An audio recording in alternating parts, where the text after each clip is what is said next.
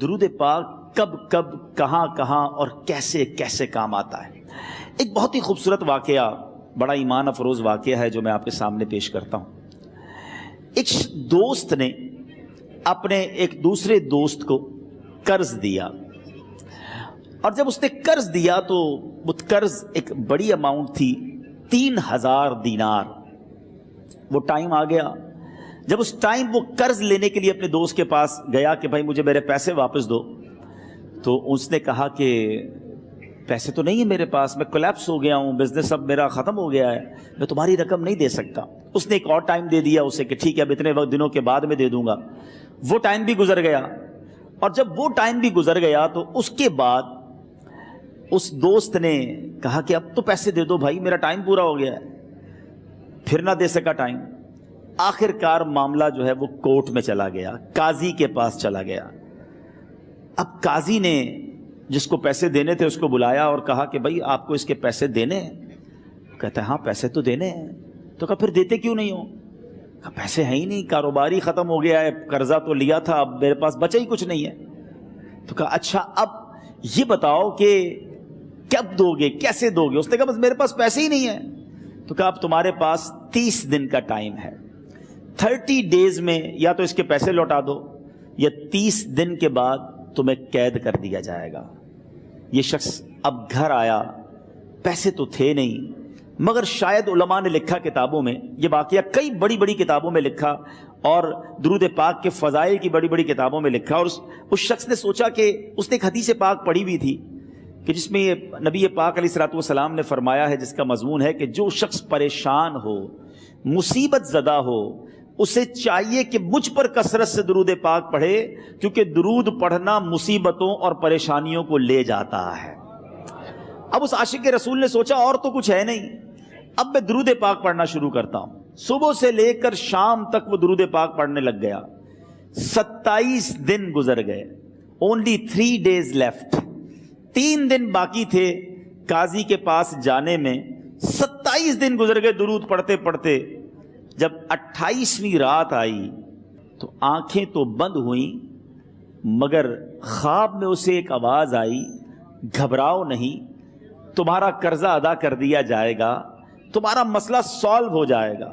صبح اٹھتا ہے، درود پاک پڑھ رہا ہے، مگر کہتا ہے یہ آواز سے تو مسئلہ حل نہیں ہوگا، پیغام کیا ہے اسے سمجھ نہ آیا. 28واں دن گزر گیا، 29ویں رات آ گئی، مگر اب آنکھیں بند ہوئیں اور قسمت جاگ اٹھی. نبی پاک صاحب لولاک صلی اللہ تعالی علیہ وسلم خواب میں تشریف لائے اور پیارے آقا صلی اللہ تعالی علیہ وسلم نے فرمایا گھبراؤ نہیں، علی بن عیسیٰ وزیر کے پاس جاؤ، وہ تمہارا قرضہ ادا کر دے گا. اب یہ عاشق رسول صبح اٹھا تو ویری فریش، حشاش بشاش کہ اب تو کام ہو گیا، نبی پاک نے خواب میں آ کر بشارت دی ہے. مگر پھر ذہن میں سوال آیا کہ علی بن عیسیٰ کے پاس جاؤں گا تو ثبوت کیا ہے، پروف کیا ہوگا؟ میں جا کر اس کو کہوں گا کہ میرا قرضہ دے دو تو ایسے تو قرضہ نہیں دے دینا. اور میں نے اس کو کہا کہ مجھے نبی پاک نے خواب میں کہا ہے، اور اس نے اگر مجھ سے کوئی نشانی مانگی تو میں نشانی کیا دوں گا؟ آخری دن تھا، 29واں دن تھا، وہ بھی درود پڑھتے پڑھتے گزر گیا. 30th نائٹ آ گئی، صبح وہ دن ہے جب عدالت میں جانا ہے. اب اس رات پھر نبی پاک علیہ الصلوۃ والسلام خواب میں تشریف لائے اور آقا علیہ الصلوۃ والسلام نے فرمایا کہ علی بن عیسیٰ وزیر کے پاس جاؤ، وہ تمہارا قرض ادا کر دے گا.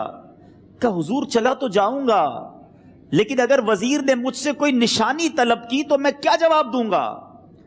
پیارے آقا علیہ الصلوۃ والسلام نے کمال کا ارشاد فرمایا کہ علی بن عیسیٰ سے کہنا کہ تم روزانہ فجر کی نماز کے بعد 5000 بار درود پاک پڑھتے ہو، یہ راز فقط تم جانتے ہو اور تمہارا رب جانتا ہے.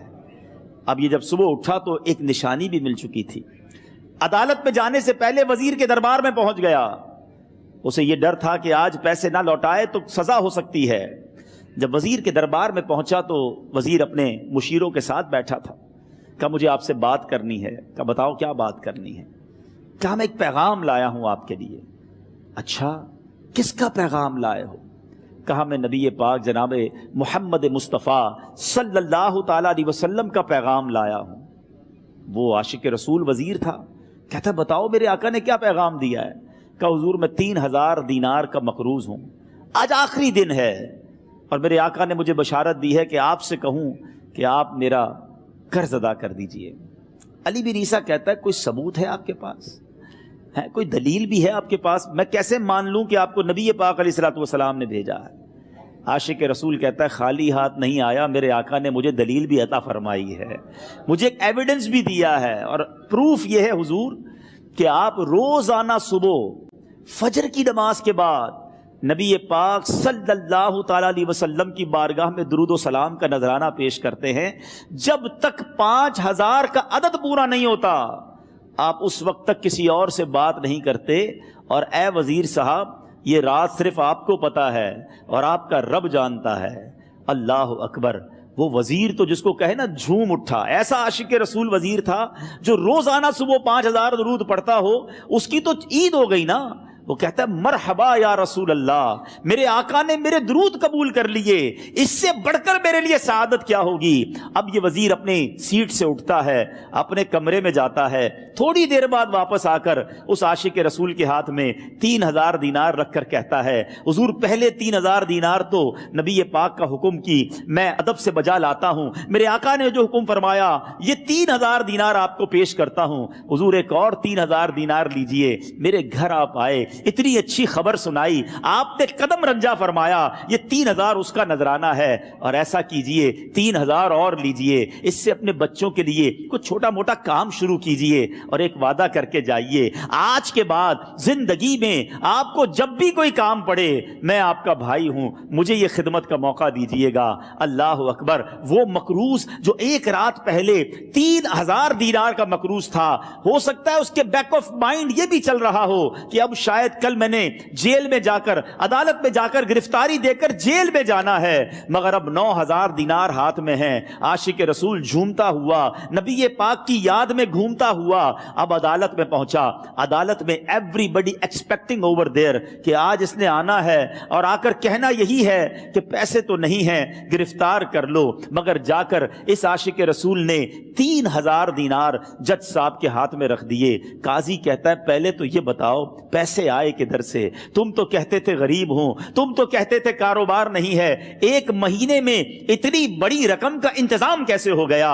سبحان اللہ۔ اس عاشق رسول نے گویا زبان حال سے یہ کہا ہوگا کہ یہ تو کرم ہے ان کا، ورنہ مجھ میں تو ایسی بات نہیں، اتنا دیا سرکار نے مجھ کو، اتنی میری اوقات نہیں۔ اس نے وہ پورا واقعہ بھری عدالت میں سنا دیا۔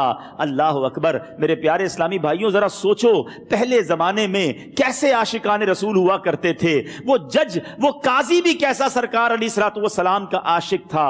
اپنی سیٹ سے اٹھتا ہے، بھرے دربار میں، بھری عدالت میں، وہ اپنے چیمبر میں، اپنے کمرے میں جاتا ہے، اور تھوڑی دیر بعد واپس آ کر اس کے ہاتھ میں بھی 3000 دینار ہیں، اور وہ 3000 دینار جو ہے وہ اس عاشق رسول کے ہاتھ میں رکھتا ہے کہ سارا ثواب علی بن عیسیٰ کیسے لے جائے، میں بھی تو نبی پاک کا غلام ہوں، میں تمہارا قرضہ میں ادا کرتا ہوں۔ اچھا، اب ایک اور عجیب سینیریو یہ بن گیا کہ جس نے کیس کیا تھا، جس نے دعویٰ کیا تھا، وہ بھی یہ سارا منظر دیکھ رہا تھا۔ کہتا ہے جج صاحب ذرا رکیے، میں بھی اپنے آقا کا امتی ہوں، اور ایک کام کیجئے، قلم کاغذ منگوائیے، اس عاشق رسول کا قرضہ ہی میں معاف کر دیتا ہوں۔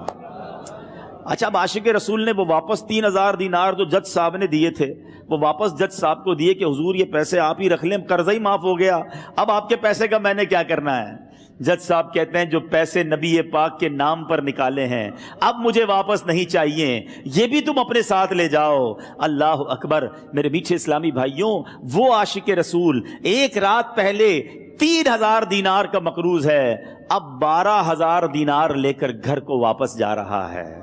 اس ایک واقعے کے اندر جو ہم سب کے لیے درس ہے، جو ہم سب کے لیے پیغام ہے، شاعر لکھتے ہیں نا، دکھوں نے تم کو جو گھیرا ہو تو درود پڑھو، दुखों ने तुमको जो घेरा हो तो दुरूद पढ़ो, जो हाजिरी की तमन्ना हो तो दुरूद पढ़ो। आज हम बहुत सारी प्रॉब्लम्स में होते हैं। यहां भी हो सकता है मेरा कोई भाई बीमार बैठा हो, कोई कर्जे में डूब गया हो, किसी का कोई बिजनेस प्रॉब्लम चल रहा हो, कोई फैमिली इशू में डिस्टर्ब हो।